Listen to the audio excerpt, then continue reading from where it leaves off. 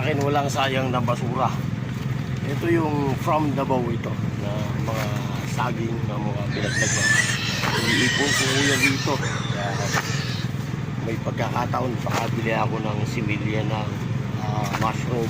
Kapag mushroom tayo ito naman ay pwede pagkatong. Ay, may nalaglag na bayabas, oh, sayang, oh.